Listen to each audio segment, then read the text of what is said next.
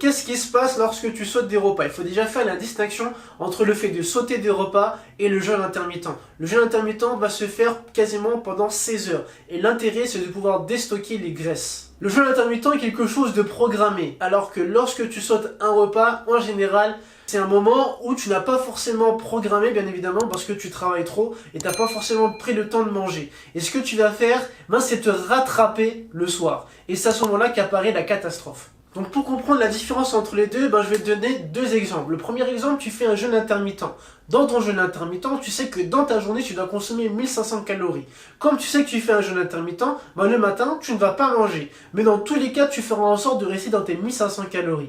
A l'inverse, lorsque tu sautes un repas, en fait, tu sais même pas trop déjà combien tu dois manger dans la journée. Et comme du coup, tu t'es enlevé un repas et tu vas avoir faim, et en plus c'est quelque chose que tu n'as pas programmé, et en fin de journée, tu vas manger plus de 1500 calories parce que très souvent, on va sauter sur des pâtes pour pouvoir combler le trou qui est dans notre ventre, et donc du coup on va consommer bien plus que ce qu'on devrait consommer par jour. Donc voilà la grande différence entre le fait du jeûne intermittent et de fait de sauter un repas. C'est que le jeûne intermittent, c'est quelque chose que tu as déjà programmé et tu sais que tu vas t'y tenir, en tout cas tu vas faire l'effort de t'y tenir et tu vas rester dans tes calories, alors que lorsque tu sautes un repas, tu sais pas trop où est-ce que tu en es, et ce que tu vas faire, c'est que tu vas manger beaucoup plus que ce qui est préconisé dans ta journée. Le problème de sauter régulièrement des repas, c'est que tu vas déstabiliser ton métabolisme. Donc ça va déjà engendrer une fatigue inhabituelle, rendant ton esprit et tes réflexes beaucoup plus lents que d'habitude. Puis tu vas ressentir un sentiment de sensation de faim qui est beaucoup plus difficile à maîtriser. Donc tu comprends bien qu'il est d'autant plus difficile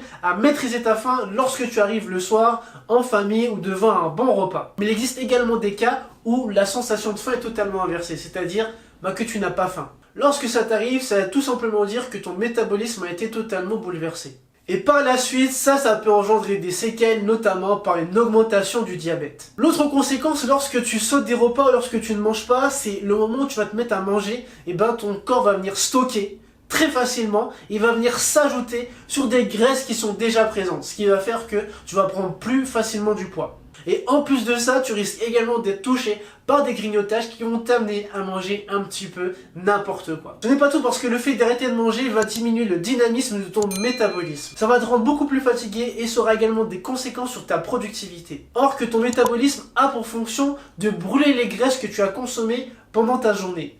Mais lorsque tu sautes des repas, ce processus a du mal à s'activer. Donc tu comprends bien que sauter des repas n'a pas d'effet positif sur ta santé. Il faut tout simplement manger sainement, avec bien sûr des repas qui sont express entre guillemets, mais bien construits. Mais qu'est-ce qui se passe si tu devais sauter de repas le soir? Je te dirais que c'est pire, tout simplement parce que la nuit, Allah subhanahu wa ta'ala a créé la nuit pour que l'on puisse se reposer. Donc, si en plus tu n'as pas mangé, tu risques de te lever le soir pour pouvoir manger et grignoter, donc tu vas couper ton sommeil. Et en plus de ça, tu ne vas pas permettre ton corps de sécréter une hormone qui est la leptine et qui te permet de perdre du gras en te reposant la nuit. Cette hormone t'aide à mieux assimiler les glucides.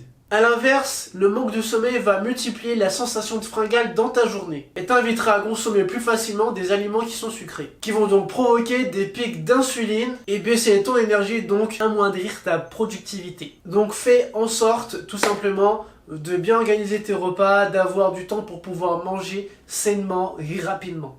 Maintenant, tu peux très bien te poser la question, est-ce que du coup je peux prendre des plats préparés? Est-ce que c'est une bonne chose ou pas? L'intérêt des plats préparés, c'est justement de te faire gagner du temps. Mais tu sais qu'il y a des plats préparés que tu peux très bien faire à la maison, plutôt que d'en acheter dans des supermarchés. Parce que ces aliments qui sont préparés sont des aliments qui sont transformés, dans lesquels on a rajouté des additifs. Très souvent, on y ajoute également des exhausteurs de goût, on y ajoute beaucoup plus de sel, beaucoup plus de matière grasse, et également des additifs. Tous ces éléments-là vont avoir un effet négatif sur ta santé. Ton corps n'est pas capable d'assimiler autant de matière grasse ou autant de sel. Donc tout ça, ça va avoir des conséquences sur tes artères et également ça va déstabiliser ta digestion. Ces aliments en général ne sont pas de très bonne qualité. Même si ces aliments sont réglementés, certains ne respectent pas les réglementations demandées. En effet, certains additifs vont venir détériorer l'appareil digestif. Les aliments préparés sont pauvres en nutriments, en vitamines, en fibres et en minéraux, car généralement eux-mêmes issus d'aliments qui sont transformés. Donc dis-moi ce que tu as pensé de cette vidéo. N'oublie pas de me lâcher un petit commentaire, de t'abonner si ce n'est pas déjà fait, d'activer la cloche de notification